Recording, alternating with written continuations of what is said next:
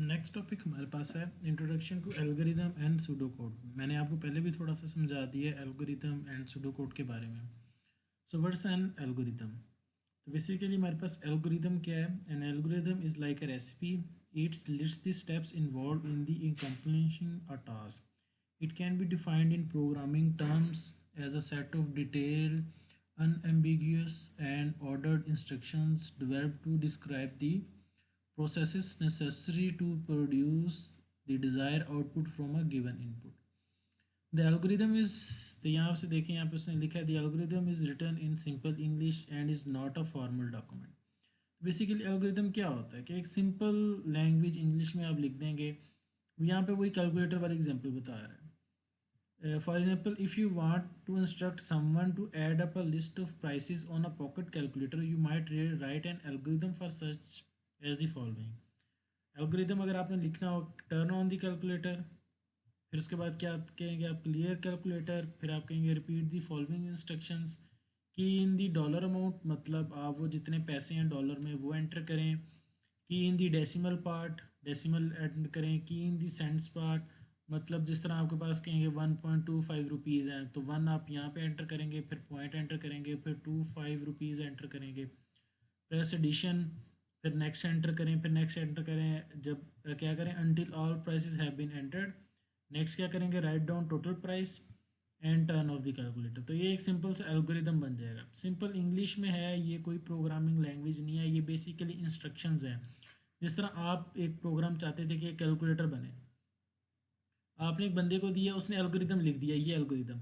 अब जिसने प्रोग्राम बनाना होगा वही एल्गोरिदम पढ़ के हर एक लाइन का एक कोड लिख देगा। लाइक टर्न ऑन के लिए वो लिख देगा, यहाँ पे कोई कोड होगा C++ में।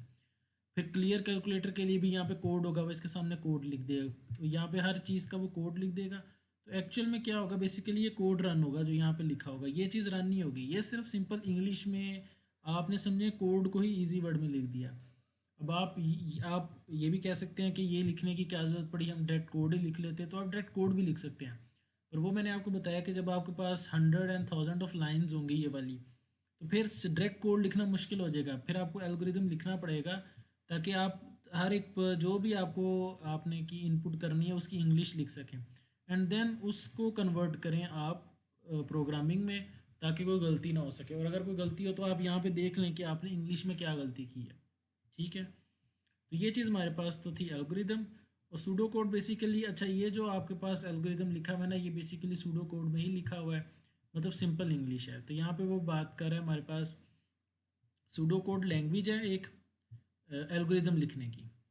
इस तरह प्रोग्राम लिखने की लैंग्वेज होगी C++ हो गई या जावा हो गई, तो वो ये जो यहाँ पे जो मैं प्रोग्राम लिख रहा था उसकी लैंग्वेज है।